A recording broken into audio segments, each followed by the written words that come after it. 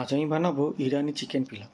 তার জন্য আমি চিকেন লেগ বা ড্রামস্টিক নিয়ে নিয়েছি এবং সেটাকে চিরা মেরে দিয়েছি যাতে সুন্দর করে মশলাপাতিগুলো ঢোকে এবং সুন্দরভাবে কুকড হয়। তারপর সেটাকে ম্যারিনেশন করে নিলাম। ম্যারিনেশন করে আমি একটা পাত্রে ক্লিন র্যাপ মেরে রেখে দিয়েছি। এটা আমি ফ্রিজে রেখে দেবো যাতে মশলাপাতিগুলো ঠিকঠাকভাবে ঢোকে। আমি আলাদা করে একটা রাইস বানিয়ে নিয়েছি। আমার কাছে স্যাফরন ছিল না, তাই টারমারিক দিয়ে সেটাকে হলুদ করে নিয়েছি। এবার পেঁয়াজ ভেজে নিচ্ছি গরম তেলে। ভাজার পর এই হচ্ছে তার কালার, ক্রিস্পি এবং সুন্দর গোল্ডেন ব্রাউন। এবার প্রয়োজন মতন গাজর কেটে নিচ্ছি। গাজর জুলিয়ান কাটবো, জুলিয়ান মানে লম্বা লম্বা করে কাটবো। ব্যাস কাটা হয়ে গেল। এইবার আমি কি করলাম, ওই যে চিকেনগুলো ম্যারিনেশন করা ছিল সেটাকে বের করে নিয়ে একটা বড় পাত্রে রেখে দিলাম, সাজিয়ে দিলাম। আমি 26 পিস চিকেন লেগ নিয়েছি। এবার ওই যে বড় পাত্রটা যাতে আমি সাজিয়েছি সেটাকে আমি পিৎজা ওভেনে ঢুকিয়ে দিলাম। এটা আমি চাইলে ডাইরেক্ট কুকও করতে পারতাম, কিন্তু আমি এতে সুবিধা হয়। এবার মশলা একটা বানিয়ে নিচ্ছি শুধু অনিয়ন দিয়ে। তারপরে প্রয়োজনীয় জিরের গুঁড়ো, হলুদের গুঁড়ো, লঙ্কার গুঁড়ো, ধনের গুঁড়ো এই দিয়ে আমি একটা মশলা বানিয়ে দিলাম। এবার দেখে নিই চিকেন লেগগুলোর কী অবস্থা। যাক, এগুলো হয়ে গেছে।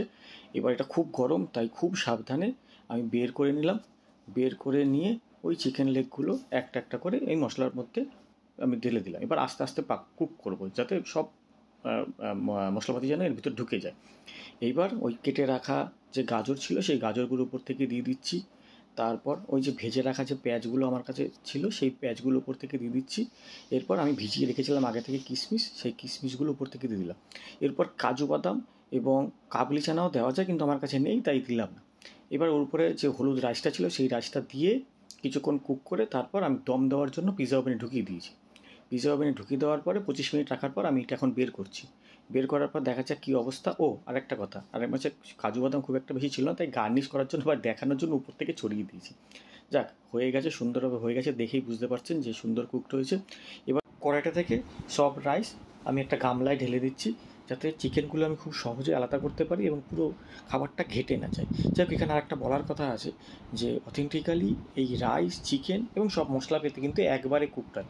আমার যেহেতু খুব তাড়া ছিল তাই পিৎজা ওভেনের সাহায্য নিয়ে খুব তাড়াতাড়ি করে এই খাবারটা বানিয়ে ফেলেছি। ব্যাস হয়ে গেল চিকেন পিলাও। এবার প্লেটে সাজিয়ে দিলাম রাইস, উপরে দিলাম চিকেন, আর ওই যে ভেজে রাখা পেঁয়াজ ছিল সেই পেঁয়াজটাকে গার্নিশ করে দিলাম। ব্যাস হয়ে গেল। এবার আপনারা বলুন কেমন হয়েছে এই চিকেন পিলাও।